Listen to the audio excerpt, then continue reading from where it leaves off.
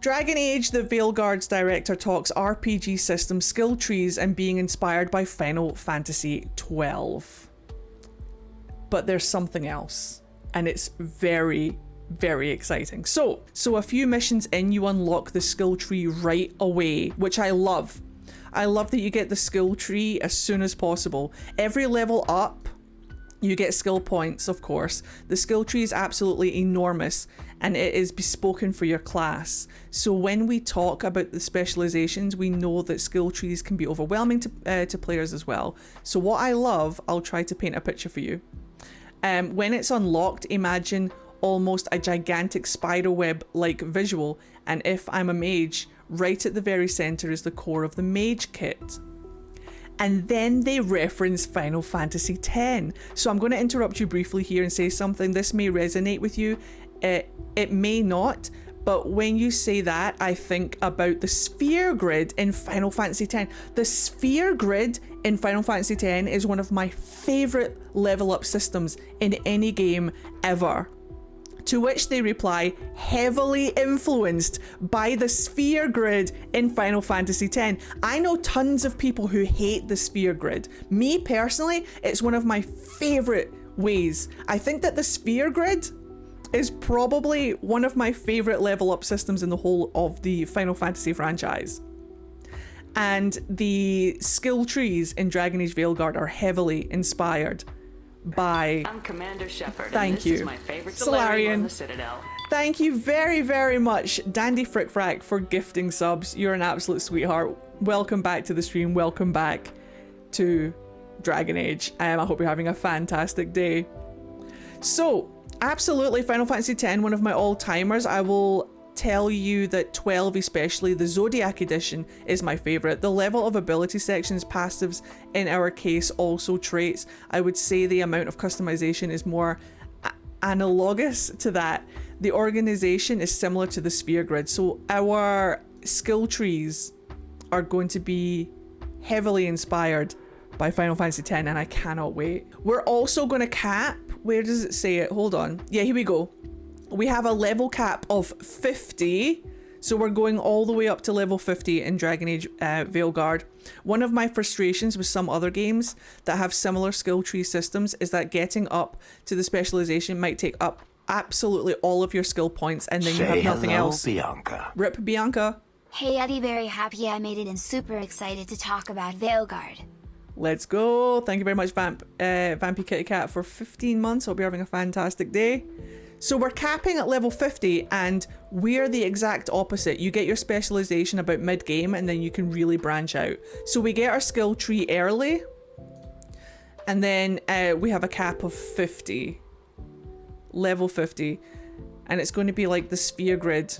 And how about the party members? They all have unique skill trees too. Now those ones, we don't want to overwhelm the players, so their skill trees are organized around their individual abilities. So when you unlock their full suite of abilities, each one has a skill tree full of choices where you can get autonomous usage or lower the cooldowns or additional effects for the ability. So each follower, each companion has 5 core abilities. These are decisions you can make along the way that add mechanical changes to each ability. And this is where we find out about, so like Nev is an ice mage, Bellara is not. So Nev is going to have ice specific abilities that are unique to her. And here's where we find out Nev and Bellara are both mages, but Bellara doesn't know ice stuff. But which of them will betray us in this game? My money's on Bellara. I'm joking. So it looks like they are going to be heavily centered around their own specific things, which is going to be really interesting. But first, just on that topic, elemental stuff. There's been an increased trend of some games making elemental stuff just a visual thing, but you mentioned ice magic there, so are elements a factor in combat, or does it not matter? Hell yeah, oh, it really matters. It's going to be like Pokemon. So like, if we're up against fire, like rage demons, then Nev, I choose you, use your ice magic. Oh, I'm excited. So that's what we've learned so far. We've learned that Bellara is a mage, confirmed. We've learned that we're capping at level 50. We've learned that the skill trees are going to be reminiscent of Final Fantasy X's sphere grid, something similar. We've learned that we're going to have some influence over the companions, but I'm not exactly sure how much influence we're going to have, and we've learned that elemental magic matters. Oh, wait!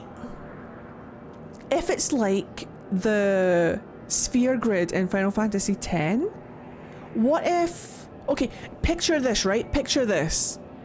Picture this.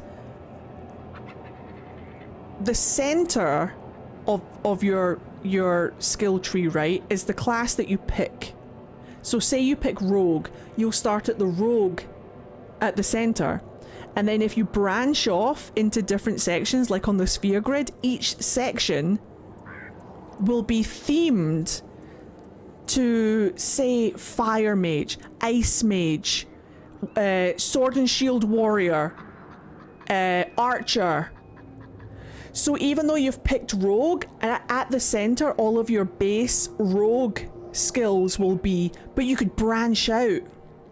So you're a rogue who can branch out into what if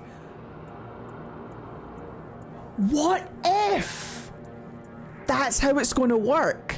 So say you picked your class as mage, then at the center of the grid all of your mage main class abilities would be, but then you could branch out into rogue. So you could be like a mage who knows sneak and stealth and stuff. What if that's what it's going to be like? Arcane Warrior is so back. So much replayability. You could customize it to balls. You could customize it so... We could practically be multiclassing. What if you started off as like a sword and shield warrior and you branched off into mage? And what if they were healing mages as well? What if they bring back spirit healer and stuff? Holy shit, guys! What if that's how it's going to work? So I could technically, potentially, be playing a rogue with all of my rogue abilities and have a little spattering of magic on the backlines. Or I could play mage and then have rogue abilities in the background. Healing magic is meant to be back. Fuck yeah. Guys, that would be so cool. Sword and shield into mage whilst romancing Lucarius. Imagine the angst. I'm so ready. I hope that's how it works. That's going to be so fun to customize. That's going to be so fun to customize. So even if you did start off as like a warrior, you could still have a little bit of magic in there. Maybe that's how Scout Harding is going to have some magic. She starts off as like an archer, but you can branch her off into mage or something. Holy shit. 6 hours in character creation is good for me. I normally spend way longer. But holy crap, can you imagine? I hope that's how it works. Ow. What now? Sorry, I just choked on nothing. I just choked on oxygen. I'm fine. I hope that's how it works. I want to be a grumpy healer too. Can you stop getting hit, please? I'm running. I'm getting tired. I'm literally allergic to being alive. Try to breathe. I can't. I'm too excited. There's no time to breathe. Is it fall yet? Is it autumn yet? There's no time to breathe. Right. Almost. Want to be a Batman-esque character? Let's go. I think the multiclassing talk is just making all of us choke on air. Dude, I'm so excited. I hope that's how it works. Think how cool that would be.